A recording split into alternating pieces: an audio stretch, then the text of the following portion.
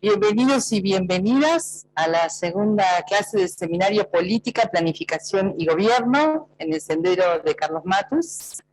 Estamos hoy en la clase que nos vamos a dedicar a la historia de la planificación y por una cuestión de tiempo nos vamos a dedicar a la historia reciente, a la era de la modernidad, a la entronización de la diosa razón, a la ciencia planificando a fines del siglo XIX y durante la historia reciente del siglo XX. Esa historia de la planificación nos va a permitir tomar lecciones acerca de lo que no hay que volver a repetir y tomar lecciones acerca de lo que la historia enseña y conviene preservar y continuar. Eso va a ser el trabajo grupal incluso que vamos a hacer. Por eso los habíamos invitado a tener lecturas previas. Siempre sepan que la solapa del curso se abre previamente para que ustedes puedan entrar a las lecturas y venir un poquito más como en tema. Por otro lado, ya está visible la clase 1, el video de la clase 1, para que ustedes la puedan ver en la solapa de la clase 1. Y esta semana habilitaremos la clase 3, la del sábado que viene. En esa habilitación de la clase 3, lo que voy a avisar es que por esta semana, digamos, como continuidad de la clase 2, no va a haber foro de debate, porque el tema creemos que es suficiente con lo que charlemos aquí. El foro se va a retomar en la clase 3. Y ya que estoy hablando del foro, vamos a saludar muy especialmente a quienes están allá, allá en muchos lugares de la Argentina, en la clase virtual, agradeciendo a todos y todas su participación muy activa en el foro de debate que se abrió. Todo eso va generando documentos y material de trabajo, tanto para la Comisión de Estado y Administración Pública como para este propio grupo de militantes cursantes. Entonces vamos a saludar a Lorena Parrilli, que va a dar pie a las compañeras, a las que agradecemos, Eliana Monteagudo y Cristina Catano, que nos van a comentar unos breves minutos antes de comenzar la clase de Historia de Planificación, nos van a comentar cuál es la síntesis de lo que se debatió en el foro. Ustedes recordarán que hablábamos de las capacidades, o debatimos sobre las capacidades de gobierno para las democracias de la región. Buen día, Lorena. Hola, buen día por cuarta, quinta vez.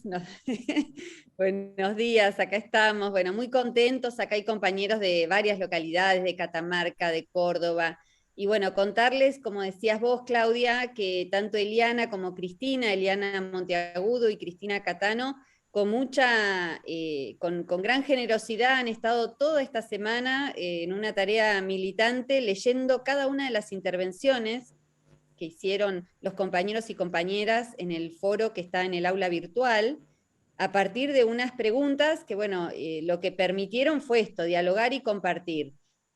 Y la producción que hizo Eliana y Cristina es muy interesante, es un documento que va a estar disponible, una síntesis, en el aula virtual también, para que puedan leer lo que nosotros interpretamos de las distintas miradas de los compañeros y compañeras.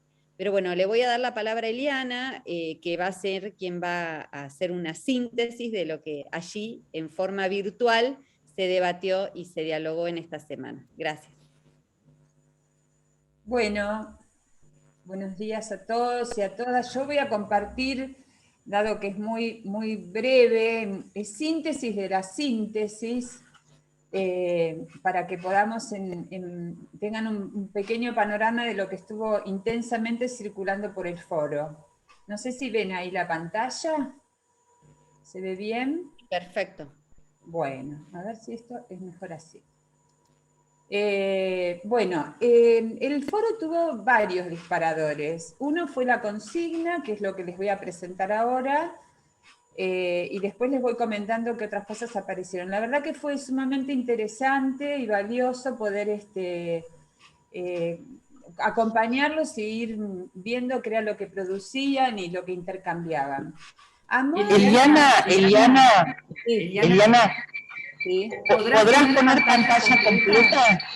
Sí, a ver si puedo. A ver ahí. Ahí sí yo voy apareciendo, ¿aparece así? Sí, ahora sí. Bárbaro. Bueno, esta era la consigna, como decían las compañeras, en este continente desigual y asediados por poderes y recursos, las democracias de los pueblos, ¿cuáles son las características, los elementos, las dimensiones o los componentes que deben reunir los gobiernos democráticos en este escenario? Para poder organizar todas las intervenciones y darle un hilo conductor, elegimos organizarlas por dimensiones. Entonces yo les voy a mostrar los títulos nada más porque el documento es bastante más rico, pero bueno, tenemos poquito tiempo para mostrárselos. En la dimensión económica aparecía la necesidad de que los gobiernos recuperen el poder económico real de los pueblos. Y esto lo que proponían era un fuerte vínculo, relaciones con los países latinoamericanos para generar proyectos y sistemas productivos, económicos, sociales en conjunto. Y generar mecanismos que también den a esas alianzas estratégicas sustentabilidad. Por ejemplo, que los gobiernos de distintos países se organicen en la producción y en el manejo y la protección de los recursos naturales y de los territorios, a fin de tener mayor fortaleza para poder estar en mejores condiciones y que no sean ni los territorios ni los recursos asediados por monopolios, por empresas extranjeras y por gobiernos que les sean afines. Entonces había un fuerte acento en este tema de la cuestión regional y continental. En la dimensión política aparecieron muchas más cosas que simplemente se las voy a mencionar. Por un lado, la obtención y el mantenimiento de la mayor legitimación política posible. Tradujimos las propuestas no en acciones, sino más bien en procesos, por eso están sustantivados, digamos, no estamos pensando en obtener, en mantener, sino en generar procesos que puedan lograr esto, ¿no? Entonces, en este sentido, bueno, contar con un mayor caudal político a nivel de las organizaciones, los organismos, que los equipos de gestión sean, que adhieran al proyecto nacional y popular, que se aplique rápidamente las propuestas y la plataforma política que el electorado votó, que se haga una apertura a las generaciones de los más jóvenes, que haya una apertura explícita hacia las generaciones más jóvenes, que siempre esté la mirada en el territorio y la sustentación en el pueblo, ¿no? Que esto no se divorcie de lo que esté pasando en los territorios. Y también el reconocimiento del poder y de la fuerza que tienen las organizaciones populares y las organizaciones comunitarias. Estas serían las ideas principales que se vincularon con respecto a este punto.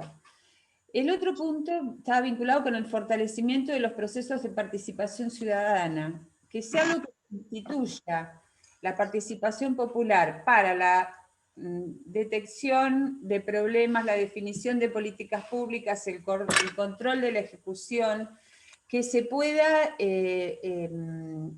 estar como instrumentando mecanismos que permanentemente mantengan esa comunicación con los territorios y con las organizaciones.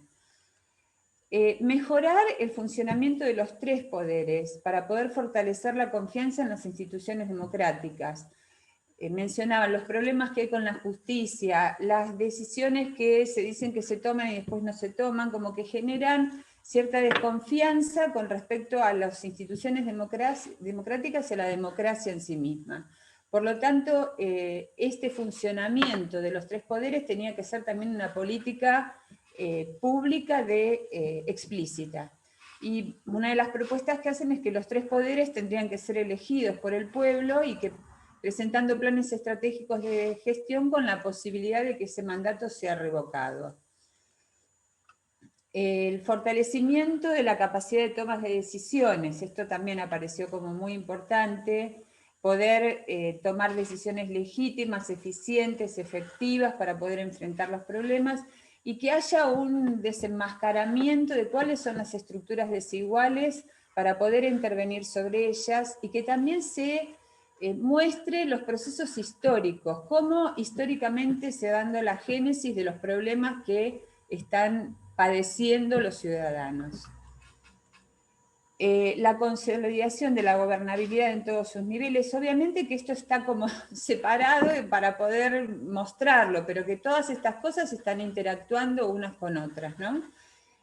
Fortalecer las capacidades de las instituciones del Estado como elementos absolutamente centrales para la gestión, y en esa misma línea fortalecer los procesos de gobernanza, que se generen procesos donde se pueda equilibrar la intervención del Estado con la sociedad civil y con el mercado, para tener ese objetivo de lograr un desarrollo económico que sea inclusivo y que sea general, ¿no? Bien, con respecto a la dimensión organizacional, que la planificación estratégica realmente se incorpore como una metodología de gestión, que no se esté siempre gestionando en el corto plazo y en la urgencia, sino que haya un marco de una planificación a mediano y largo plazo que le dé encuadre a esa acción cotidiana y urgente del día a día de la gestión. Que se instrumenten mecanismos de revisión de las prácticas. Esto tiene que ver, me parece, con todo lo que son procesos de formación, ¿no? en el Estado. Entonces, que se pueda poner en crítica lo que sabemos. Había compañeros que comentaban que, bueno, trabajaban con planificación estratégica y que en realidad la mayor resistencia se daba al interior de los propios gestores, digamos, ¿no? En los cuadros técnicos, donde no se pone en crítica hasta dónde sabemos y qué sabemos. Mejorar continuamente la capacidad de gobierno, generar procesos de retroalimentación constante entre el equipo que lidera, los cuadros tecnopolíticos y la realidad y las situaciones conflictivas sobre las que hay que gestionar. Que eso se esté trabajando permanentemente en diálogo. Conformar equipos multidisciplinarios que no sean tecnocráticos, sino que sean tecnopolíticos, que estén comprometidos con la causa nacional y popular, y que se proponen que se puedan armar al interior de los organismos equipos de análisis situacional permanentes que estén alimentando y dando insumos para la viabilidad de las políticas. Que se desarrollen estrategias comunicacionales efectivas, que se comunique fehacientemente por qué se hace, y que se brinde información clara y precisa permanentemente al pueblo. Por último, había una dimensión que pusimos educativa cultural, porque hablaba de poder repensar las formas de educar al soberano, formalmente y también informalmente, que consideran que es esencial que el pueblo tenga conocimiento y voluntad para poder defender aquellas políticas que hacen a su bienestar, nacional, local, regional, continental. Que si el pueblo no defiende estas políticas es muy difícil gestionarlas. Y también hablaban del diseño de una política cultural que pueda transformar nuestra cultura política y nuestra acción política. Generar mecanismos para que se desarrolle la creatividad política, que se piensen en formas, estrategias, metodologías de participación comunitaria, foros, por sectores, mesas de trabajo, digamos, que se estimule la creatividad para poder generar todo eso anterior, que es la participación ciudadana en forma institucional y el contacto permanente con las organizaciones. El segundo disparador que surgió, esto con respecto a la pregunta, en la consigna también se hablaba, como habrán recordado, que las democracias se las definiría como reaseguros de nuestros pueblos, ¿no? En un contexto que es de amenaza. Acá dice que, bueno, si nuestros representantes gobiernan en conexión con la realidad social, con compromiso, son sensibles y en defensa de la soberanía de los pueblos, las democracias son reaseguros, pero en realidad lo que ellos comentaron, bueno, que no siempre las democracias en nuestros continentes aseguraron el bienestar general y el desarrollo de los pueblos, que las democracias se debilitan frente a los programas de ajuste y desmantelamiento del Estado, que de hecho en nuestra región conviven situaciones terribles de injusticia con procesos electorales regulares. Por lo tanto, esto llama a la reflexión. Que a veces las democracias se convierten en reaseguros de quienes esclavizan al pueblo. que actualmente lo que en otro momento fue recurrir a las Fuerzas Armadas como para instituir modelos liberales, actualmente las formas de agresión se convirtieron en estrategias vinculadas con las operaciones mediáticas, judiciales, las noticias falsas, el discurso del odio, y eso influye en la opinión pública y por lo tanto genera también mecanismos que en el marco de la democracia se convierten en formas de esclavitud del pueblo. Hablaron también de la crisis de representatividad y la pulverización del electorado como una amenaza fuerte a lo que son los procesos democráticos. Esto en relación a la consigna. Bueno, no me acuerdo cómo dejo de compartir pantalla. Bien, ahí estoy. Después aparecieron algunos temas vinculados con ideas que generan... Eli, vamos cerrando, por favor. Termino. Como algún contrapunto interesante entre los compañeros, y el disparador que también tuvo mucho impacto fue la expresión de Felipe al terminar su exposición, hablando de política e ideología, que bueno, eso también generó varias opiniones de los compañeros, y como que en realidad la síntesis es que, de un compañero, bienvenida a las controversias que permiten poder reflexionar sobre los temas, así que eso quedó como un espacio como abierto que seguiremos pensando a lo largo del curso. Bueno, disculpen, espero que haya sido claro y que no me haya ido mucho del tiempo.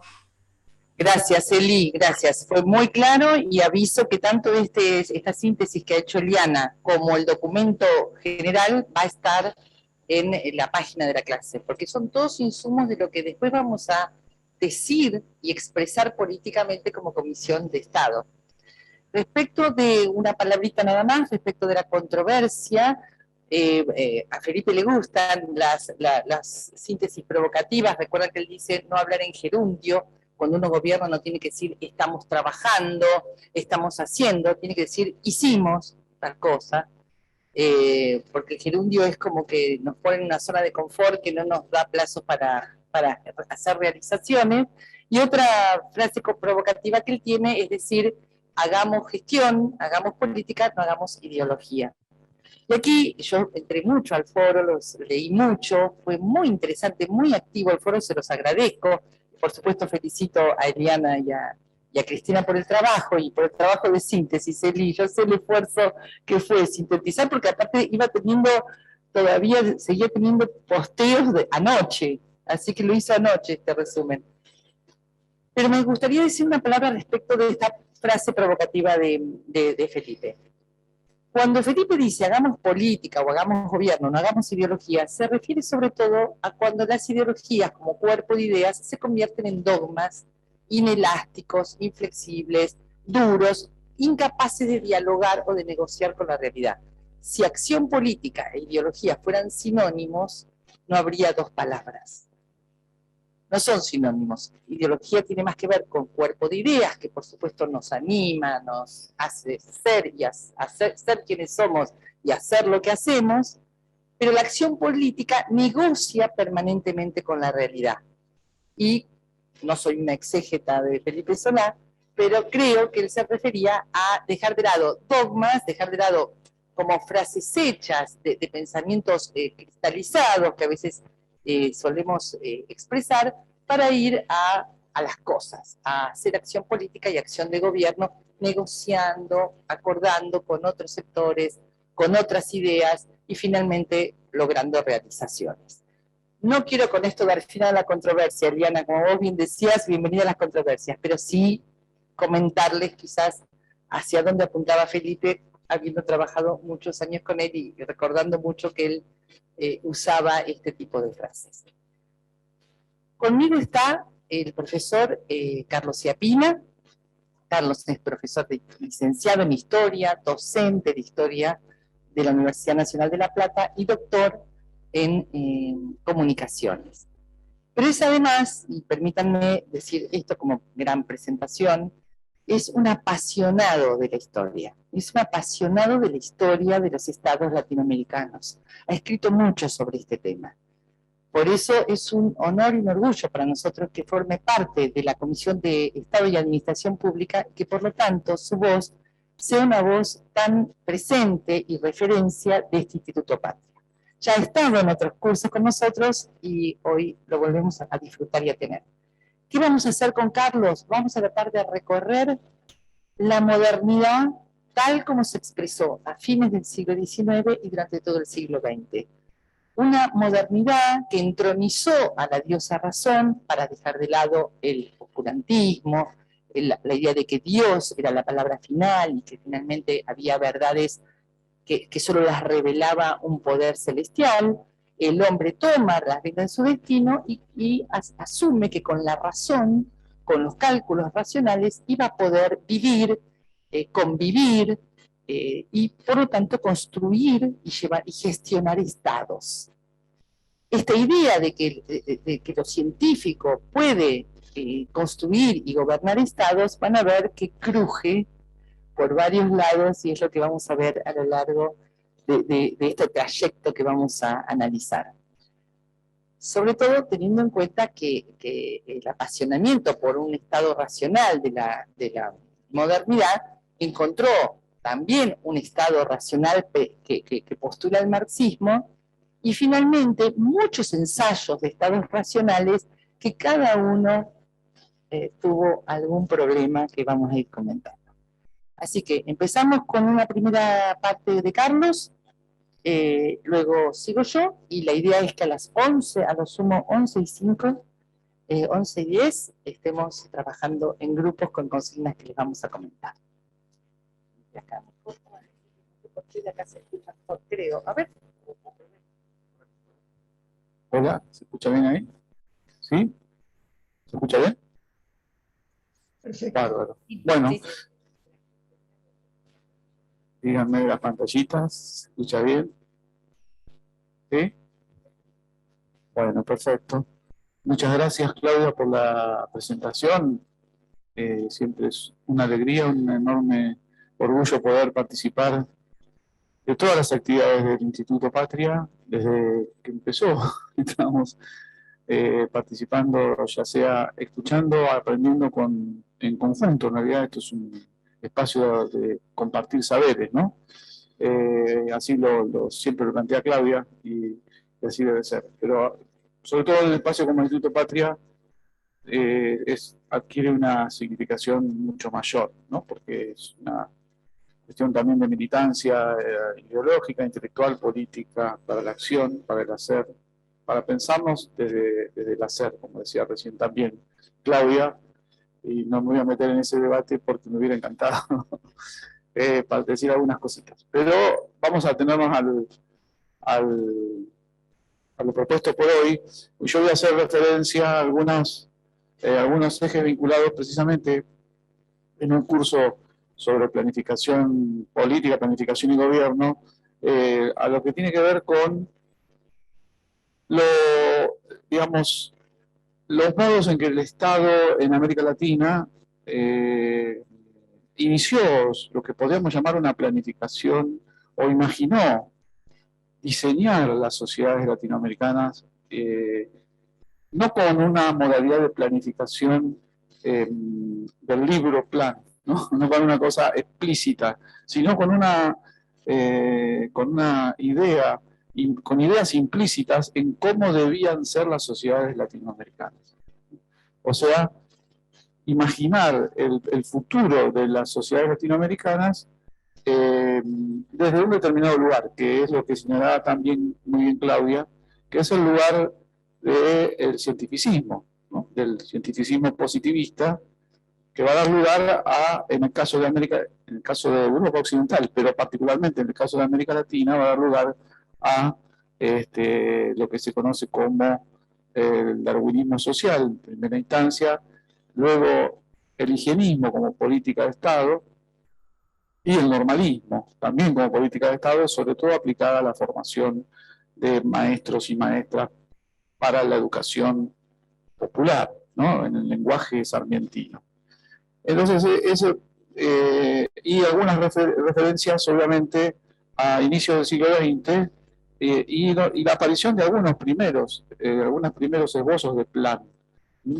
Ahora vamos a hacer mención a esto, pero lo primero que yo quería señalar con respecto a esta mirada entonces es, si uno se posiciona en los inicios del siglo XIX, rápidamente pasemos por allí, para los padres fundadores y las madres fundadoras de nuestras naciones de América Latina, el imaginario de la sociedad a construir, si había algún plan, ¿no? Era factible llevarlo a cabo con la sociedad que estaba en América Latina. O sea, los Mariano Moreno, los Bolívar, los Sucre, los O'Higgins, los Artigas, las Juanas Azurduy, imaginaban sociedades a futuro. Cuando uno lee sus proclamas, sus textos, ¿no?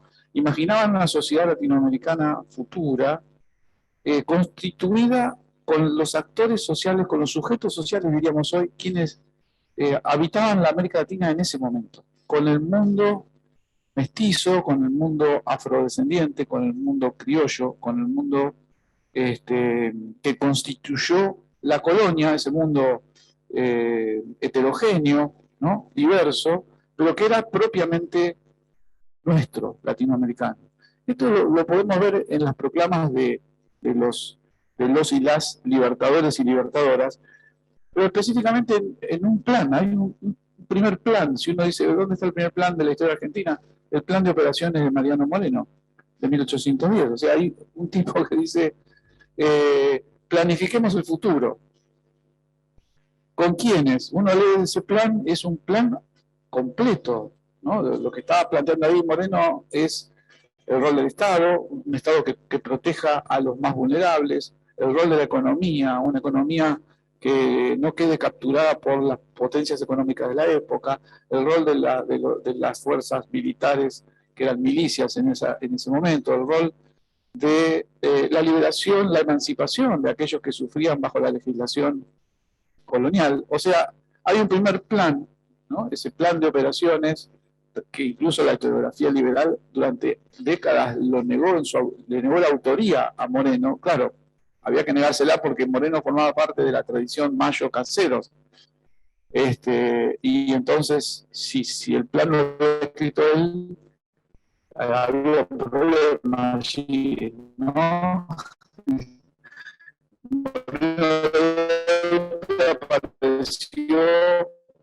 Aparecía como un emancipador, como un libertador y como un defensor de la soberanía mitrista de la historia. Carlos, disculpen. Carlos. Del siglo XIX, nacieron imaginando un futuro con lo que tenía como sujeto social, o sea, orgullosas de la sociedad a la cual estaban librando. Ese es un primer capítulo, una primera perspectiva. Lentamente, digamos, segunda mitad del siglo XIX, comienzan a llegar a América Latina las ideas, ¿no? Las perspectivas basadas en el creciente cientificismo y positivismo europeo, ¿no? Cuando decimos europeo, decimos Europa Occidental. Decimos Gran Bretaña, Francia, en menor medida Alemania en ese periodo, donde comienzan a sostenerse las tesis vinculadas a la existencia de humanidades superiores y humanidades inferiores. La existencia de humanidades y sociedades más aptas y sociedades o humanidades menos aptas, ¿no? Tomando como patrón, ¿qué cosa? ¿Qué era lo apto o lo no apto? El patrón societal europeo occidental, ¿no? Esto lo comenzamos a ver no tanto en quienes, bueno, sí, lo comenzamos a ver en el caso de nuestro país, en un debate que no existió, pero que se ve cuando uno lo ve cuando coteja los textos, entre Manuel Dorrego y Esteban Echeverría. Manuel Dorrego, discutiendo la Constitución de 1826, decía, tiene que votar todos los varones, porque las mujeres todavía no se les permitía votar, No, en ese debate decía Dorrego, tienen que votar todos. ¿Cómo puede ser que le queramos poner un límite a quienes llevan la carga más pesada del Estado, ¿no? O sea, quienes más trabajan, los peones, los asalariados, ¿no? Que la Constitución rivadaviana pretendía expulsar de la capacidad de votar, dejando votar solamente a los propietarios y a quienes tenían la capacidad de leer y escribir, que eran el 2,5% real de la total de la población de lo que era en ese momento nuestro territorio. O sea, ahí había una definición de Dorrego para que entren todos y todas, diríamos hoy, ¿no? Mejor dicho, todos todavía.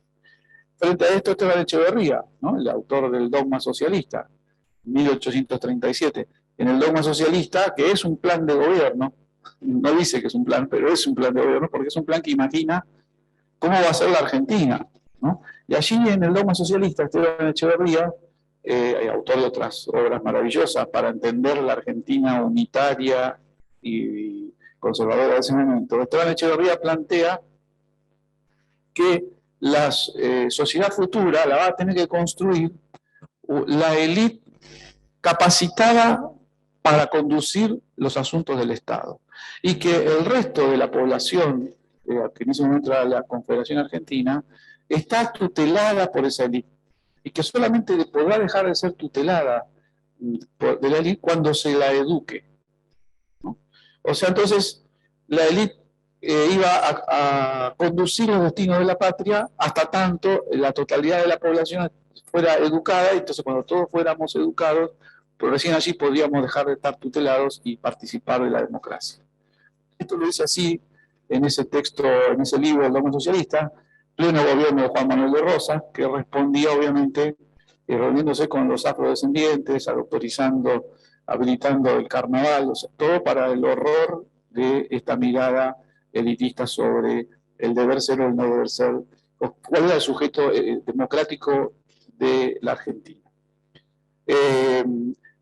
Lo vamos a ver también, esta llegada de la línea eurocéntrica romántica que encabeza Echeverría, lo vamos a ver en Sarmiento, en el famoso Facundo, ¿no? Y en otros textos más oscuros, menos dichosos para leer, como La mezcla de razas en América Latina, su último libro. Ahí Sarmiento también, que es un hombre que está planificando el futuro de la Argentina, y dice, bueno, el futuro de la Argentina es sin los indígenas, sin los mestizos y sin los gauchos. O sea, sin el pueblo. Sin el pueblo que había libertado a América del poder colonial español, ¿no? Esto aparece ahí claramente en el programa societal sarmientino. O sea que allí va para el Facundo en 1845, pero la mezcla de razas desde el año 81, el año anterior a la muerte de Sarmiento. O sea que allí aparece una idea de planificar, va apareciendo la idea de planificar el futuro de la Argentina sin el pueblo argentino. O sea, esto es así, cuando uno lo lee con detenimiento. Ahora, eso todavía es un planteo romántico, ¿no? Todavía forma parte de un planteo del romanticismo europeo. Es, digamos, un eurocentrismo naif, ¿no? Lo que comienza a no ser tan naif a fines del siglo XIX es, y no solo en la Argentina, sino en América Latina, voy a hacer referencia a dos países, a tres con la Argentina. Lo que comienza a no ser naif es que comienza a imaginarse el futuro de América Latina, o de los países de América Latina, estoy hablando en 1870, 1880, 1890, se lo comienza a imaginar desde una lógica que pretende estar avalada por la ciencia, ¿no? Y entonces allí las cosas comienzan a pasar de un texto romántico que puede ser bellamente leído como el Dogma Socialista o el Facundo, a una acción del Estado basada en el saber científico. O sea, comienza a planificarse el futuro de los países de América Latina bajo la dirección o los lineamientos de saberes y planteos que se presumen científicos, que se presumen la ciencia de ese momento, ¿no? Y entonces allí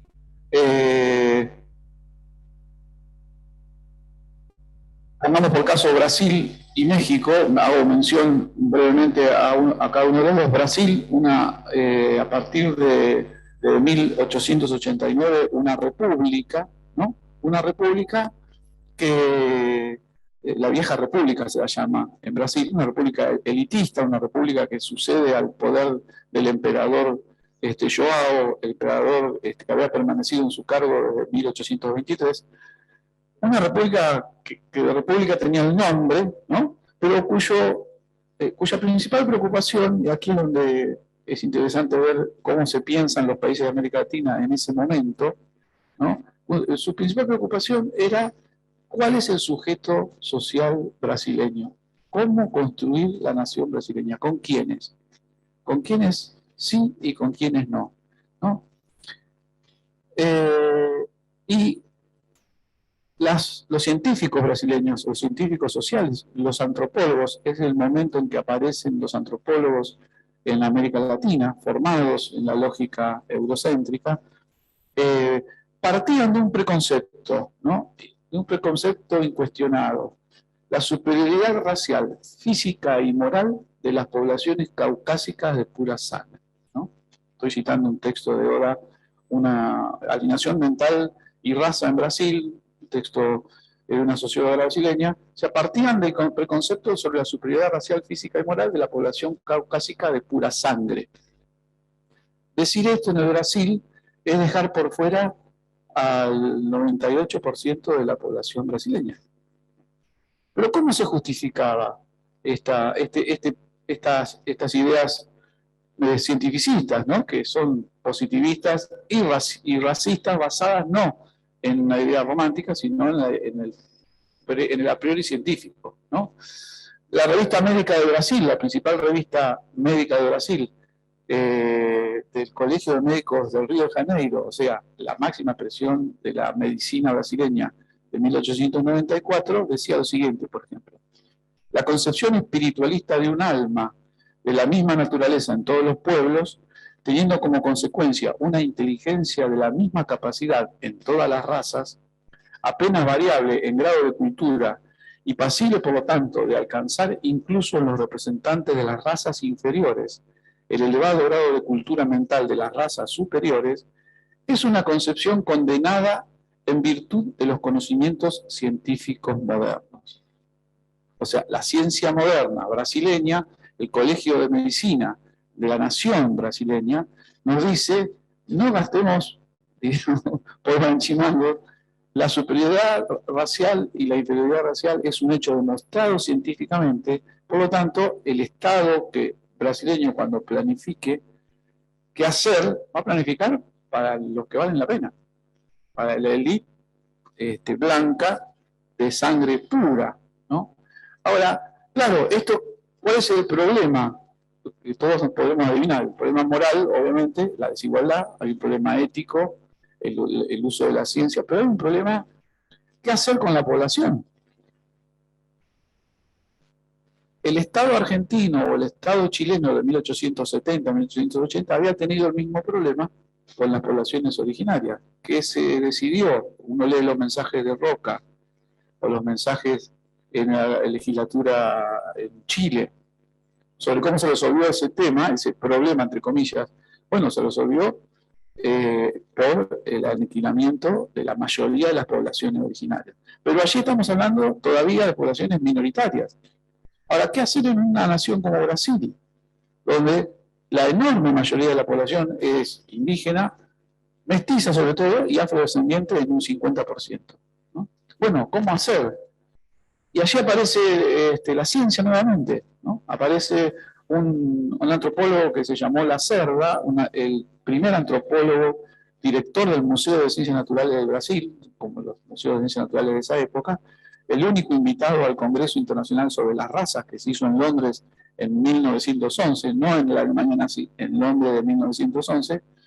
Y entonces Lacerda, que era un hombre de un gran prestigio, una especie de, para que se entiendan, ¿no? Porque pensaban lo mismo, de ameguino del Brasil, dice: bueno, ¿qué es lo que hace? Un enorme estudio estadístico y concluye que en 100 años Brasil va a ser un país blanco, ¿no? Puntualmente, dice Lacerda, para el año 2012, los negros y los mestizos van a desaparecer de Brasil, naturalmente porque son razas destinadas a desaparecer de la historia por la superioridad racial de los hombres y las mujeres blancas, ¿no? Bueno, y eso tuvo el sello del Museo de Historia, del Museo de Ciencias Naturales de la mayor jerarquía científica del Brasil en ese momento. Basta cruzar la frontera para darse cuenta cómo la ciencia puede equivocarse, ¿no? Y anunciar futuros que nunca van a ocurrir, por suerte, ¿no? Pero también esos equívocos pueden generar políticas de Estado y planificaciones de Estado de enorme daño para el conjunto de la población. Bueno, esto es en el caso de Brasil. ¿Y qué se introduce con esta lógica? Algo que se va a introducir también en el caso de la Argentina con el higienismo de principios del siglo XX, ¿no? La idea de que la nación está enferma. Es una idea muy desplegada, ¿no? La nación brasileña, decía Lacerda, está enferma. ¿Qué es lo que la enferma? La enferma la existencia de razas inferiores. Pues hay que curar a la nación. Esta idea de que la nación está enferma también la vamos a encontrar a principios del siglo XX en las miradas higienistas en la Argentina, no basadas tanto en la cuestión racial, que la élite pensaba resuelta con la inmigración, sino con lo que los médicos higienistas, Ramos Mejía,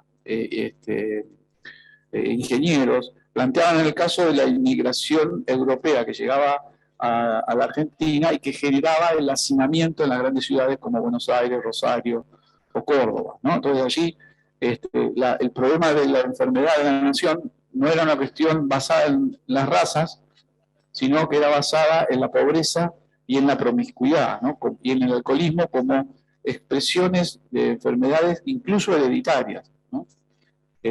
O sea, se heredaban las características perversas de la aglomeración que había generado el proceso inmigratorio. Ahí sí había un peligro. Si vamos al caso de México, en la misma época, en México lo gobernó Porfirio Díaz, un dictador entre 1874 y 1910. O sea, gobernó casi 40 años México, y es el equivalente a la generación del 80. Lo que en nuestro país fue la generación del 80, que se fue, digamos, dividiendo el poder en sucesivos mandatos de diferentes presidentes, en México lo hizo un solo presidente, que fue Porfirio Díaz, y que tuvo como asesores de Estado a los que se denominaban a sí mismos los científicos. O sea, ellos mismos se autodenominaban los científicos, y que tenían una idea del México a futuro. ¿Cuál iba a ser el México a futuro? Estoy hablando del México antes de 1910. El México a futuro es un México donde el problema es, para los científicos, el indio.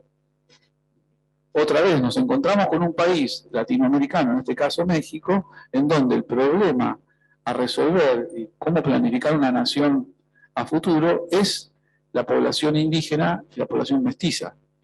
Claro, lo mismo que en el caso de Brasil. Si en México uno separa la población mestiza de la población indígena, ¿cuántos quedan? Queda el 2% de la población. O sea que el problema era otra vez el pueblo mexicano, ¿no?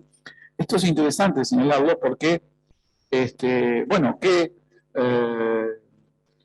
planteaban los científicos en México? No, simplemente que había que gobernar dejando de lado a esa población inhábil, incapaz, que era imposible transformar a los indígenas en un sujeto social moderno, que era imposible integrarlos a la lógica económica de la modernidad. En última instancia, que había todo un pueblo que era incapaz racialmente de sumarse a la construcción de un México, moderno, ¿no? Ahora, lo interesante y lo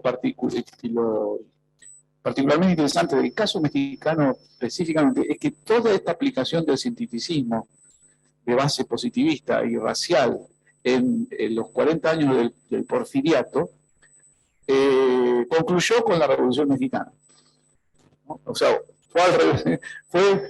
la Revolución Mexicana comienza en 1910 y que es una revolución de planes, plan de Ayala, ¿no? Se inicia con el plan de Ayala, de Pancho Villa y de Emiliano Zapata, y luego va a haber bastantes diferentes planes, ¿no? Que no son planes libros, son planes de hacia dónde va la sociedad mexicana, y precisamente es muy interesante ver cómo la Revolución Mexicana trastoca esa lógica cientificista y positivista del Estado mexicano y constituye, sobre todo a partir de 1917, con la Constitución mexicana, un Estado que al menos discursivamente se basa precisamente en los principios opuestos al cientificismo mexicano, ¿no? Para la Revolución Mexicana, el que tiene que gobernar es el pueblo campesino. La tierra, trabajo, pan, justicia, todo eso lo va a construir el pueblo trabajador y el pueblo campesino, y así lo expresa la Constitución mexicana del 17, que deja de lado, en un lapso, bueno, como son las revoluciones, en un lapso muy rápido de tiempo, el ideal cientificista mexicano y lo trastoca por el ideal nacional y popular mexicano, plasmado en la Constitución más moderna del mundo de ese momento, que es la Constitución mexicana de 1917, que incluye los derechos de las mujeres, los derechos políticos de las mujeres, los derechos de los pueblos indígenas, los derechos de los mestizos, los derechos de la comunidad mexicana, y que sustituye la idea de una individualidad racial superior e inferior por la idea de la comunidad agraria mexicana que venía de la tradición indígena y de la tradición colonial, ¿no? Es el caso... ¿cómo? Ah, bien, el caso mexicano, ¿no? Y en el caso de la Argentina, para ir cerrando, bueno, la generación del 80, obviamente que basó su ideal a futuro en un enorme proyecto, una enorme planificación de reingeniería social. ¿Qué es lo que había que hacer? Había que acorralar, expulsar y o exterminar a aquella población que no podía ser incluida al proceso económico social de la Argentina tan pujante, asociada al capital británico y europeo en segunda medida.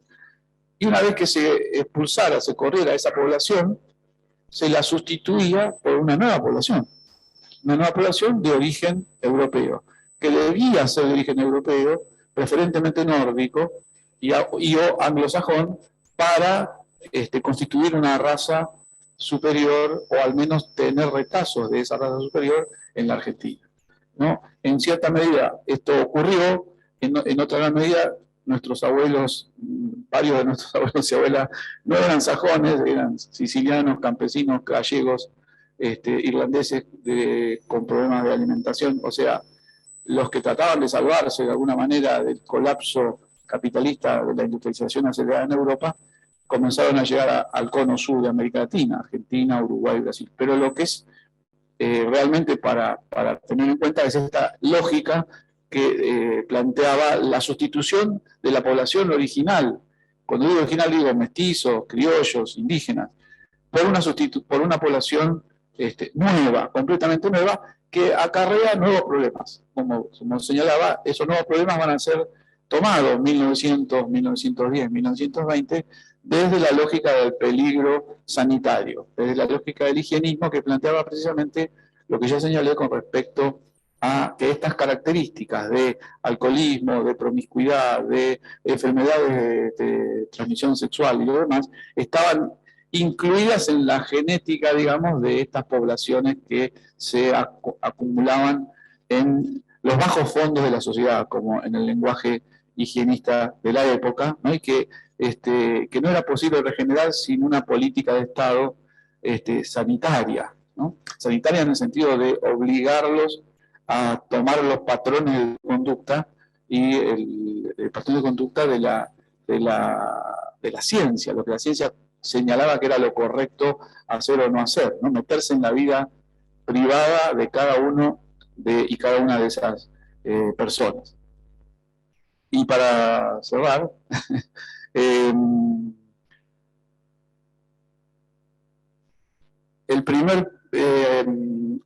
para cerrar, digamos, no hubo planes en el término, ¿por qué lo he mencionado? Vamos a decirlo al revés. ¿Por qué no he mencionado planes económicos? Porque también como parte del aparato intelectual de la, liberal y positivista, la economía quedaba fuera del horizonte de la ciencia. La economía de fines del siglo XIX, principios del XX, quedaba en manos del mercado. Ya lo había dicho Adam Smith, nadie iba a discutir eso, la mano invisible del Estado resolvía los problemas, del mercado, perdón, resolvía los problemas, ojalá lo hiciera la mano invisible del Estado, resolviera los problemas, ¿no? Entonces no hay planes económicos. ¿Cuándo van a aparecer los planes económicos en nuestros territorios? Después de la crisis del 30, cuando se demuestra que esto de la mano invisible del mercado era un verso, para decirlo mal y pronto. Entonces allí aparece Pinedo, por ejemplo, en nuestro país, el abuelo del Pinedo que anda dando vueltas todavía hoy, con su primer plan económico, ¿no? Aquel plan donde decía tenemos que desarrollar algún tipo de industria como ruedita de auxilio mientras se resuelve la crisis internacional y podamos volver a exportar trigos y carnes, ¿no? Ese mito que ya para 1930 era viejo, imagínense hoy, de que la nación argentina tenía que ser solamente una especie de supermercado proveedor de materias primas, ¿no? Que ese era su destino.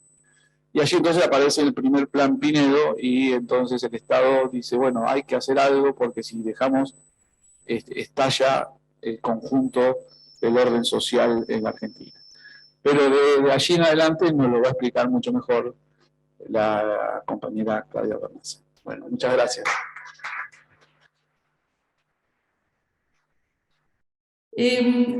Carlos deja en el Plan Pinedo. El Plan Pinedo es el primer esfuerzo que hacen las élites argentinas del siglo XX por tomar al Estado como instrumento para resolver el desorden económico y social que ellos mismos habían provocado. Cuando Pinedo presenta este plan en el Congreso de la Nación, se lo rechazan las élites agrarias, sobre todo, porque él estaba proponiendo la industrialización. Y son sus propios aliados en el Congreso los que no le toman el plan Pinedo, el plan de industrialización. ¿Qué ocurre en este plano? Lo que empieza a descubrirse que el plan de trabajo, de acción de un Estado, depende claramente del poder real. Y evidentemente adentro de su propio equipo, su propio grupo de poder que tenía el poder del Estado, ese mismo grupo es el que no le da un poder al interior de ese grupo al plan Pinedo. Es la primera aparición de Raúl Prebisch, una figura que va a ser central en la planificación de la Argentina a lo largo de muchos años. ¿Quién irrumpe para decir esto es un problema de poder y vamos por el poder? Irrumpe el pueblo a través de su diálogo en la plaza del 17 de octubre con su líder Juan Perón. Es ahí donde se rompe esta suerte de hegemonía de las élites que ni siquiera entre ellas mismas se ponían de acuerdo cómo arreglar el desorden económico en el que habían caído. Cuando aparece el peronismo, recuerden ustedes que Perón le pide a los generales que se llame elecciones. Él quería tener ese poder, el poder de la democracia, el poder del pueblo, para hacer lo que él venía a hacer. Y lo que él venía a hacer, en los términos de nuestra materia, digamos, la materia de este seminario, es planificar un nuevo proyecto de país, o sea, tener un nuevo proyecto de país y generar una planificación acorde. Por supuesto que él venía de la tradición militar, de la tradición bismarckiana, de la organización jerárquica vertical, también venía del cientificismo, de la ciencia militar, él tenía formas de programación ya aprendidas. Ustedes recordarán que la carrera militar era una carrera de las élites, era una carrera donde se estudiaba mucho estrategia, planificación. Él toma todos esos elementos para generar el primer y segundo plan quinquenal. Pero yo me voy a detener en estos minutos todo, ustedes pueden encontrar muchísimo material sobre el primer y segundo plan quinquenal en internet, pero me voy a detener en la presentación que Perón hace del segundo plan quinquenal, cuando lo presenta frente al Congreso. Él dice, el primer plan quinquenal fue demasiado técnico, el pueblo no lo comprendía. En este segundo plan quinquenal me voy a dedicar a la comunicación. Me voy a dedicar a que se comunique, a que haya cuadernillos, que llegue a cada barrio, porque, y dice en su discurso, nadie hace lo que no conoce. Él empieza a preocuparse porque ese cientificismo militar que él había puesto, tan propio de la época, había puesto en el primer plan quinquenal, no enamoraba. Enamoraban sus discursos, enamoraban sus plazas, pero no el plan. Él pone esto en marcha para el segundo plan quinquenal, pone en marcha todo un aparato de comunicación de este segundo plan quinquenal, pero empieza a quebrarse, y se quiebra definitivamente, la idea de que los planes son un tema técnico, o son un problema científico. La planificación de gobierno es un problema político, y esto él lo intuye en estas palabras de aquella presentación del segundo plan quinquenal. Y es ahí, en ese quiebre donde él se da cuenta de lo que está pasando, es ahí donde él, en su intuición, logra decir, los planes escritos, todos los documentos de los planes están en los despachos de mis ministros. Él ahí, sin saber, está haciendo la diferencia entre plan y programación.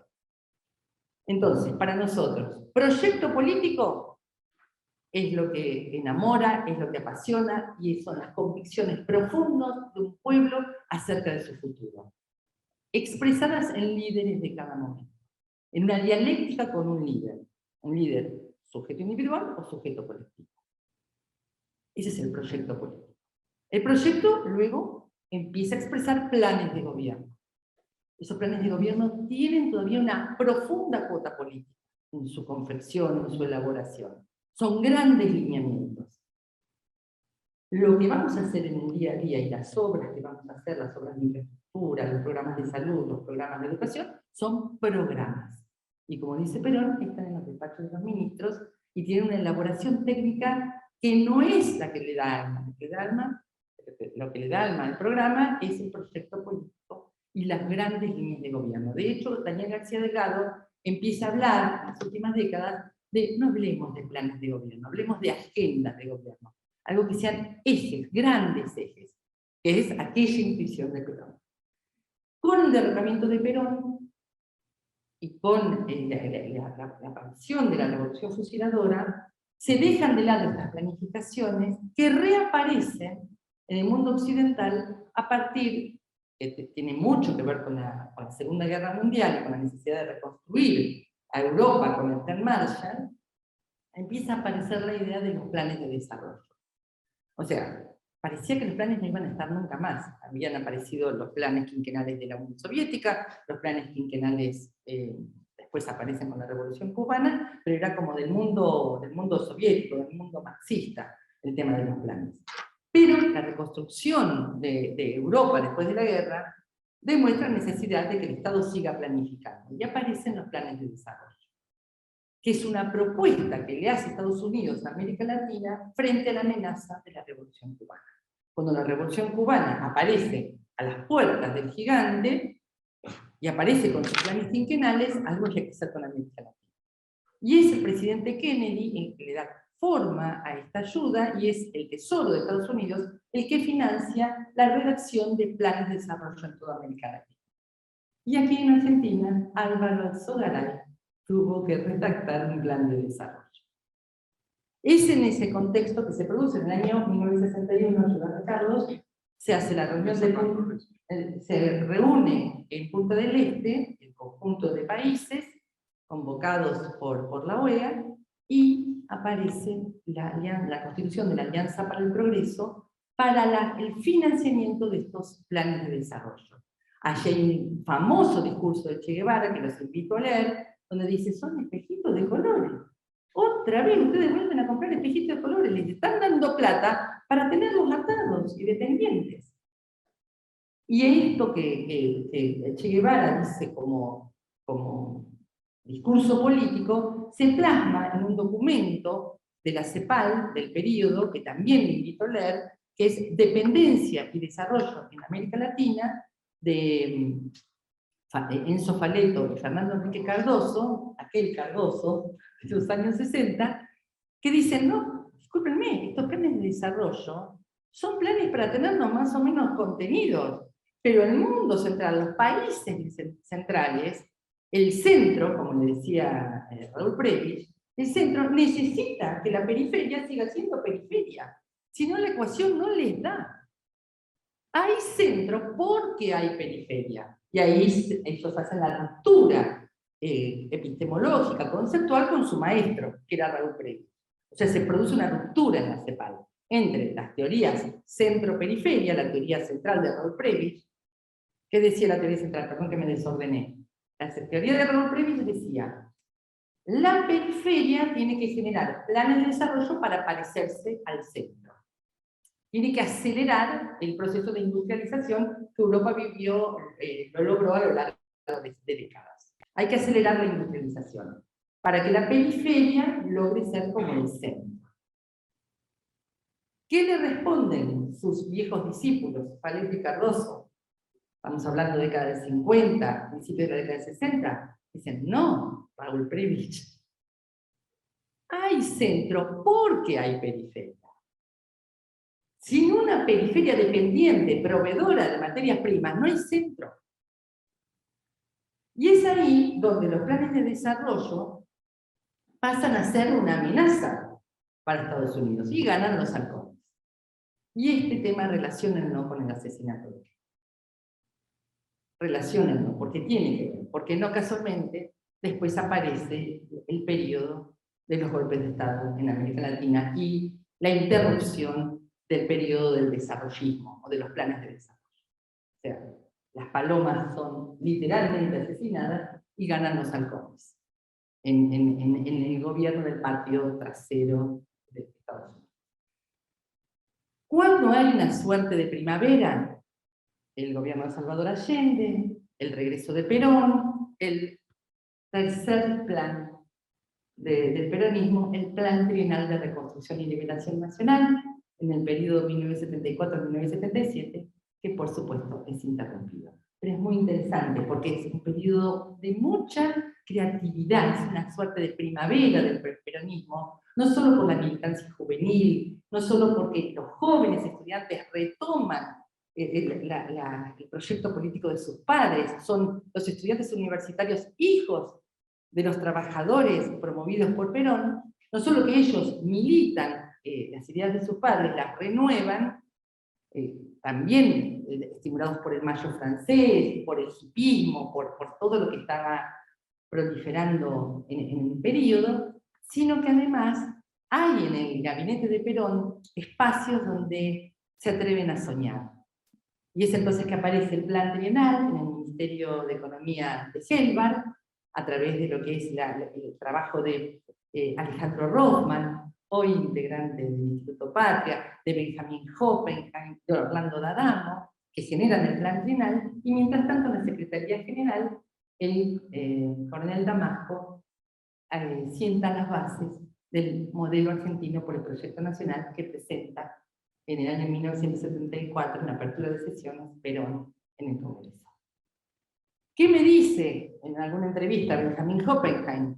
Mientras nosotros soñábamos el plan trienal, ¿no? El plan de desarrollo, donde se unen los equipos desarrollistas que habían quedado en el Estado argentino con las ideas del peronismo, mientras nosotros discutíamos ese plan, mientras se escribía el modelo argentino por el Proyecto Nacional, y mientras nos peleábamos con Damasco a ver si el plan lo presentaba Gelbar o lo presentaba Damasco, junto con un Perón envejecido que no lograba resolver estas disputas dentro del gabinete, el que tenía la botonera del Estado y del presupuesto se llamaba José López Rega.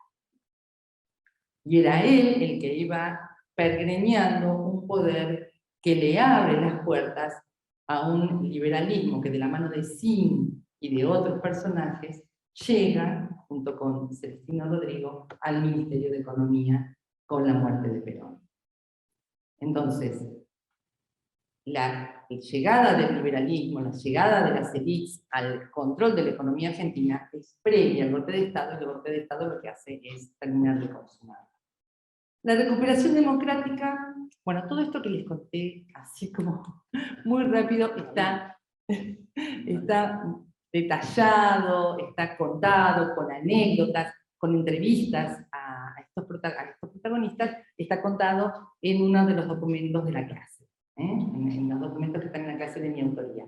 Lo comento porque el Plan Trienal de Reconstrucción Nacional, de Liberación y Reconstrucción Nacional, es un documento muy poco visitado. Los invito a conocer y a conocer a sus protagonistas. Algunos todavía hoy entre nosotros, Carlos Leiva, Alejandro Rothman, y vale la pena porque fue un periodo de enorme producción intelectual, teórica y de praxis política y de gobierno del peronismo.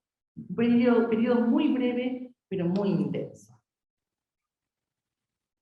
Luego de la dictadura, no voy a hablar de la dictadura porque todas la conocemos y muchos la hemos vivido, la primavera democrática intenta retomar el sendero de los planes de desarrollo, pero ya no eran planes de época.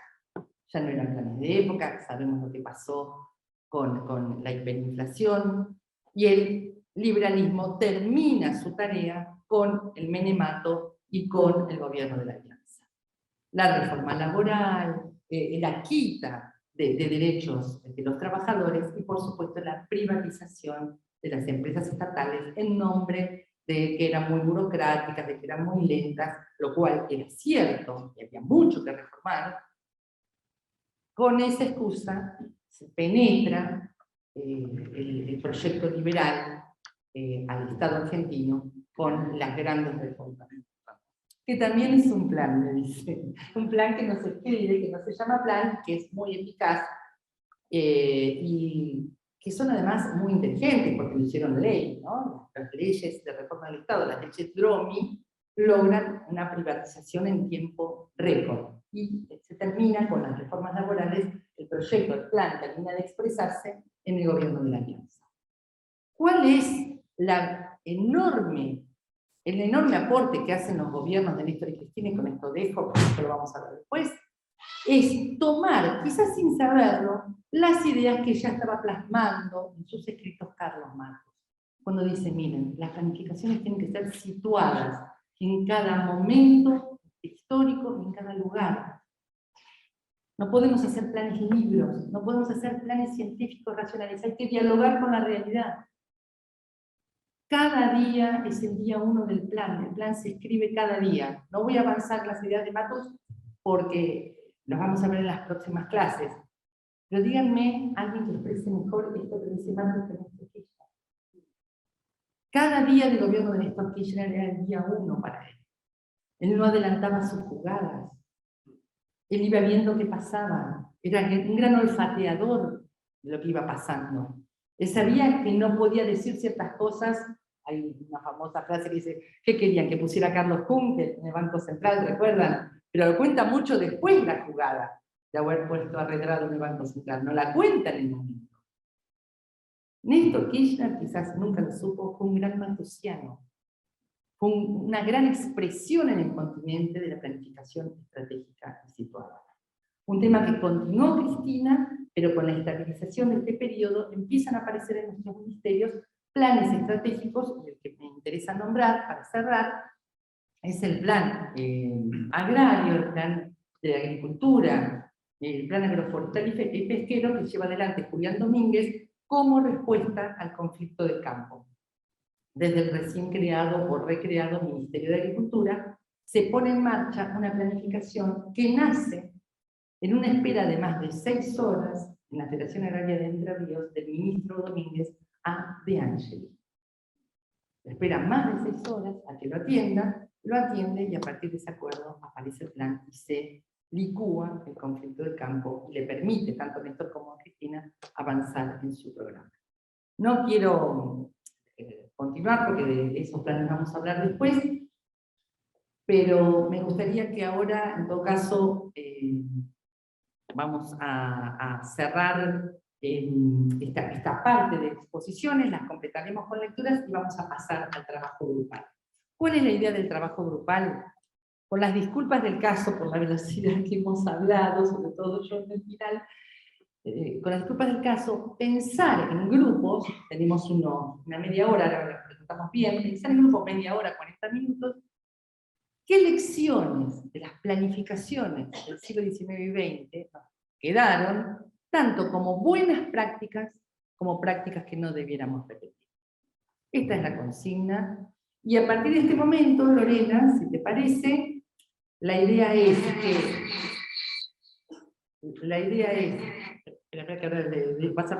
que cerramos la transmisión, no sé cómo se escuchó al final, cerramos la transmisión, nosotros nos quedamos haciendo trabajo grupal aquí y un plenario aquí en la sede de Patria, y ustedes hacen una división de grupos y un plenario allí, ¿puede ser? Sí, exactamente. Gracias, Claudia, por la exposición. Gracias, Carlos.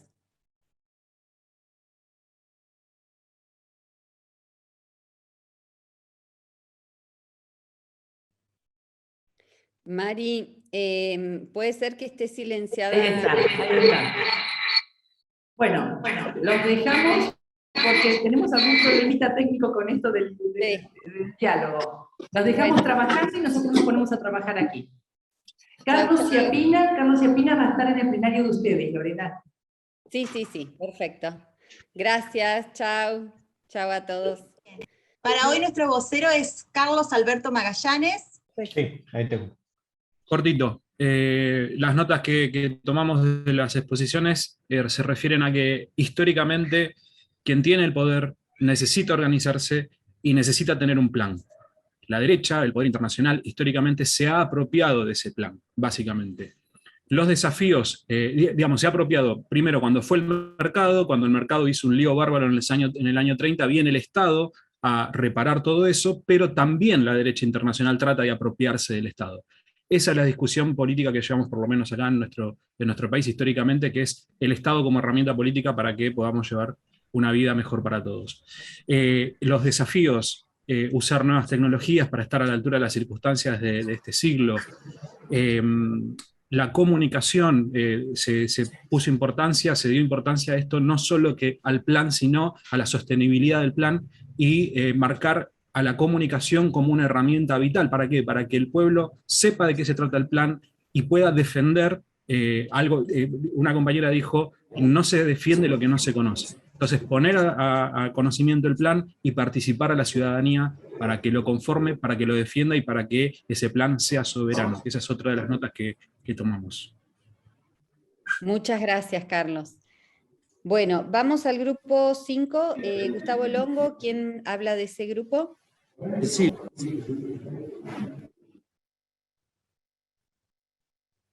Estás muteado, Gustavo. Hubo tres temas clave que se consideraron a partir de las experiencias y del análisis que hicieron Carlos y Claudia. En primer lugar, por supuesto, siempre basado en la planificación. En primer lugar, la cuestión de que los compañeros y compañeras coincidían en que hay un solo modelo, que no hay dos modelos. Siempre es un solo modelo. El otro está pensado desde afuera, haciendo un poco el parangón con lo que Carlos analizaba, los casos de principios de los 80 y de los casos de México y Brasil. Es decir, la planificación a partir de modelos que están subyacentes y que hay que reconocer cuáles son esos modelos. Esto también nos llevó a un análisis que tenía que ver con la importancia del federalismo y la participación de todos los sectores en el marco de la planificación. Ya no se puede planificar desde sectores restringidos, y en esto también surgió la cuestión de las provincias, que muchas provincias también de alguna manera muestran como modelos diferentes de país, y que eso lleva hacia un desafío de cómo la política logra integrar esa visión. Perdón, ¿puedo agregar algo? No, compañera, van a hablar cuando les toque el turno, ¿sí? En cada grupo. Perfecto. Si no, va a ser muy sí, complicado. Yo soy del mismo grupo. Yo soy del mismo grupo. Bueno, es eso, Lorena, ese es el resumen. Bueno, Luciana, si querés aportar algo muy breve, por favor, ¿sí? Porque Sí, no, muy nos breve. queda Yo tiempo. quería, perfecto, yo quería agregar solamente que en el grupo vimos que a través de todos estos aportes se veía como una dicotomía centro-periferia, localismo, regionalismo, y que frente a todo eso el Estado representa como una arena donde se dirime esta dialéctica a través de la planificación. Eso es lo que todos los problemas, los dilemas que el Estado va a solucionar, digamos, a enfrentar a través de la planificación, nada más. Bien, bueno, muchas gracias por el aporte. Bueno, vamos al otro grupo, ¿sí? Que es el grupo en el cual estaba Eliana Monteagudo. Eliana, ¿quién es el vocero del grupo? Sí, el vocero es Omar Sedano. Hola a todos. Omar, ahí estás. Sí, ya está. Para ser breve, me voy a puntualizar directamente. Nosotros, como a diferencia del compañero que abrió recién, estuvimos viendo más las virtudes técnicas metodológicas que los aspectos políticos, con la idea de fortalecer las capacidades del Estado, ¿no es cierto?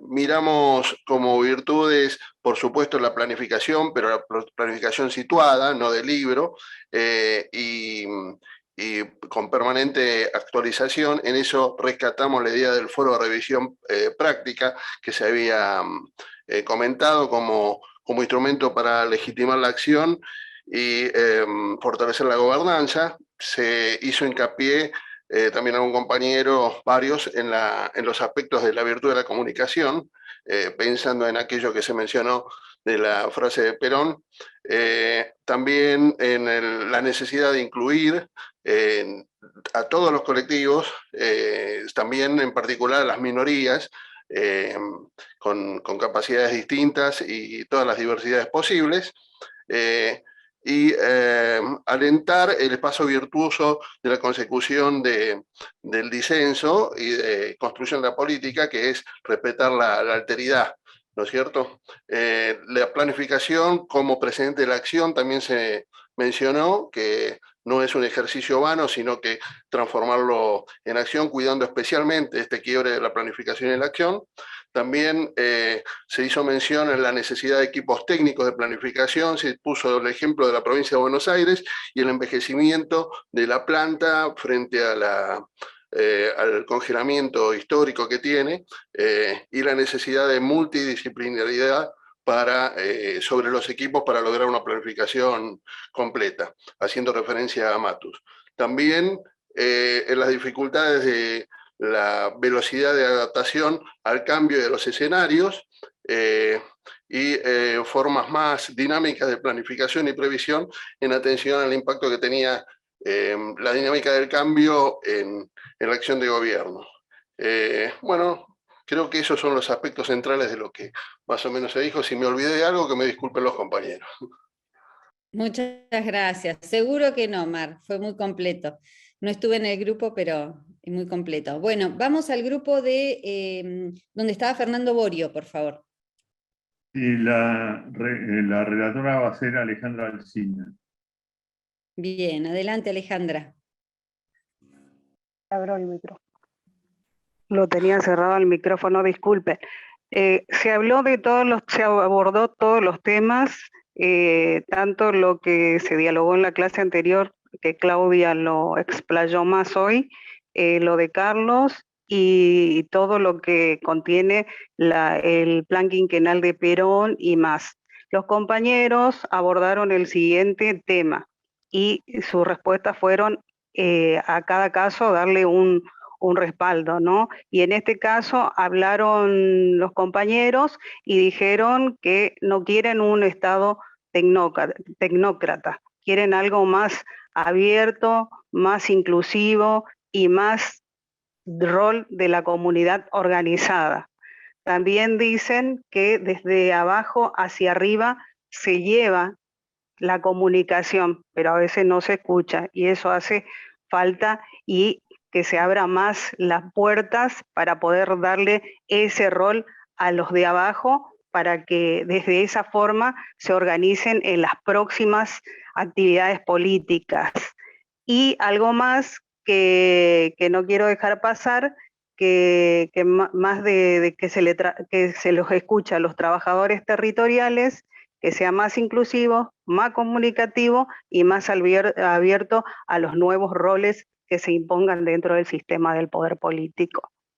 Eso es todo. Y que obviamente hubo algo muy fuerte que para mí, a mi entender, es importante, cómo podemos llegar a ese sector de la sociedad como hacía Juan Domingo Perón con el plan quinquenal, que le costó, pero llegó, y es la forma, es trabajar territorialmente, que ellos son los que comunican las realidades y los problemas que el poder del Estado puede darle solución. Gracias, Alejandra, muchísimas gracias.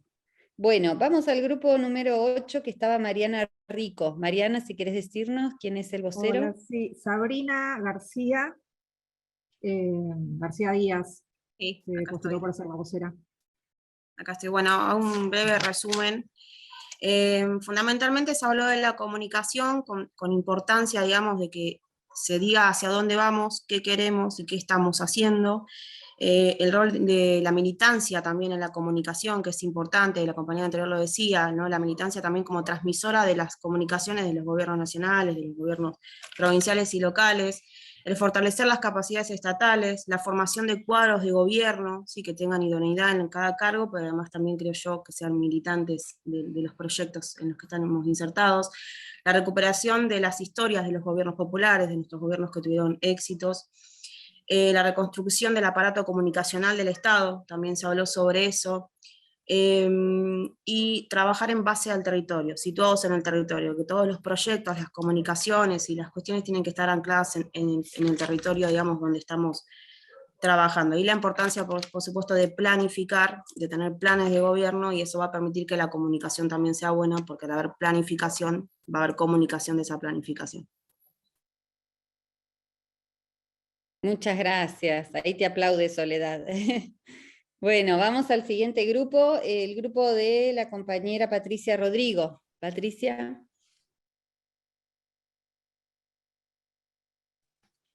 Sí, nosotros no tenemos vocero designado. Pregunté en el chat, nadie me contestó, así que empiezo yo, para ser breve. Sí, adelante. Si alguien quiere, levanta la mano, por favor, y me corrige.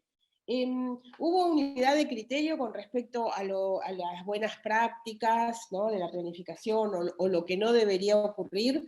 Un poco lo que acaba de decir Sabrina, un grave problema que tendríamos en este momento los gobiernos del Frente de Todos en el tema comunicacional.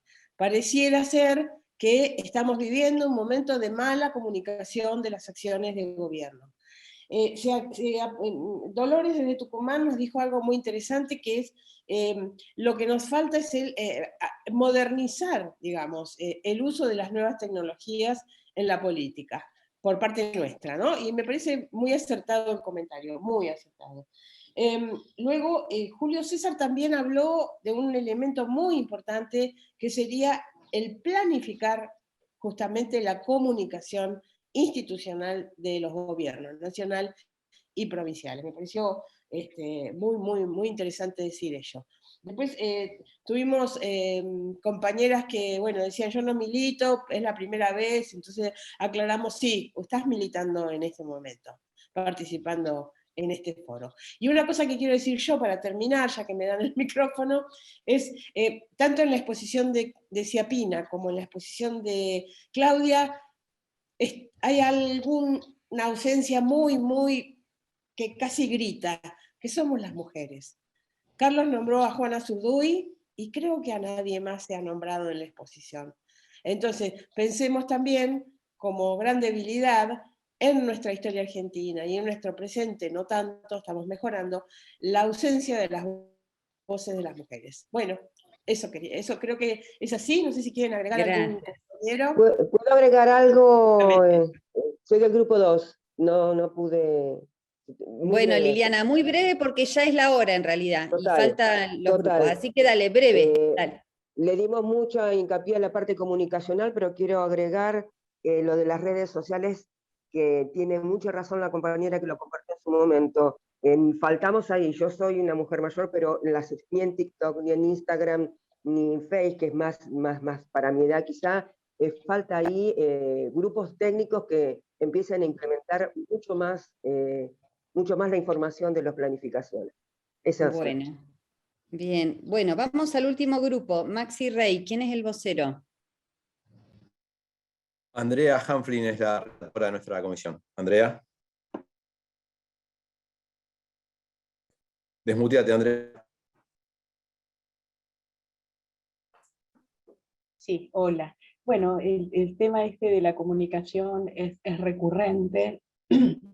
Se planteó también la diferencia entre proyecto y planificación y la importancia de encontrar la forma de poder llegar al pueblo, ¿no? Que esto se relaciona, creo también, con lo que se había hablado, con lo que había hablado Claudia, de lo que es el tecnicismo, y la necesidad de poder llegar, como planteaba Perón, llegar a las masas, ¿no? La necesidad de la inclusión, se planteó la importancia de reforzar el concepto este de que la patria es el otro, ¿no? Bueno, más, en síntesis, igualmente si algo faltó, por favor ayúdenme, porque bueno, por ahí yo no sé, nos quedamos con ganas por ahí de debatir un poco más. Con ganas, ¿no?, de más. Bueno, Sí.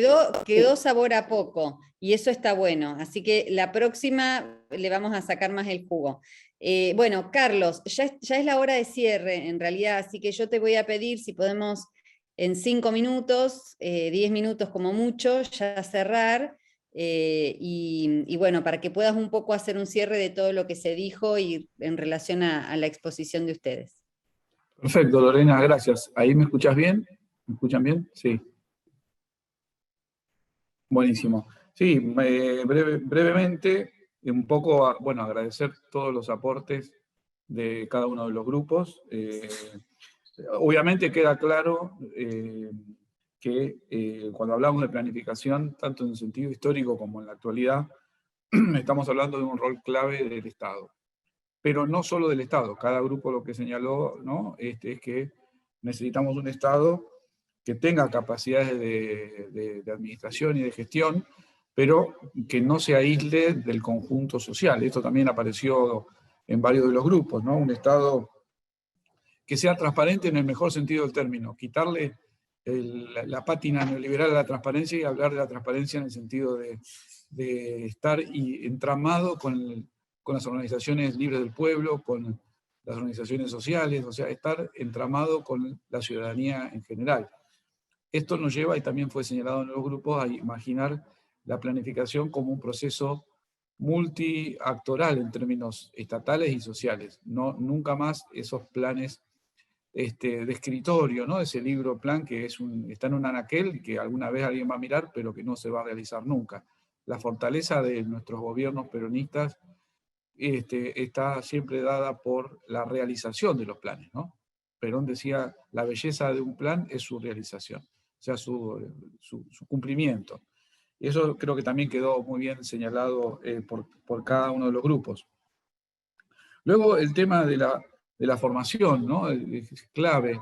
Desarrollar planes de carácter nacional, subnacional, provincial, municipal y por áreas de gestión requiere, además de vocación, voluntad política y militancia política, también capacidades técnicas que estén en condiciones de trabajar en conjunto con la política, ¿no? O sea, tenemos que romper definitivamente esa dicotomía política-técnica y obviamente convencernos de que efectivamente la conducción de un plan, la conducción político y social de un plan, que es siempre colectiva, ¿no?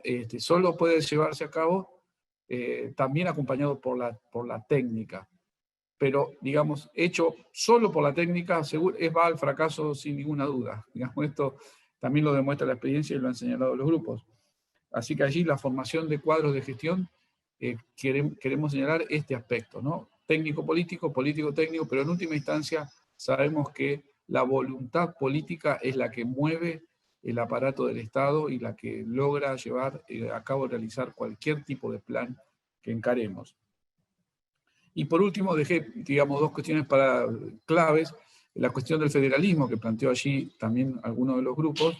Nosotros somos una nación federal, pero muchas veces no funcionamos como una nación federal y tenemos sobredimensionadas las decisiones digamos, en la cuenca del Río de la Plata, para decirlo más difusamente, ¿no? Y entonces, todo lo que imaginemos como planes desde el Estado junto a la sociedad tienen que tener la dimensión federal en términos locales, municipales y provinciales, ¿no? Tanto en el modo de distribución de los recursos como en el modo de gestión, funcionamiento, cumplimiento político, o sea, un poco siguiendo esa lógica del segundo plan quinquenal, que efectivamente recibió desde todos los rincones del país, desde organizaciones libres del pueblo hasta municipios, líneas de acción, ¿no?, que se recopilaron en ese plan.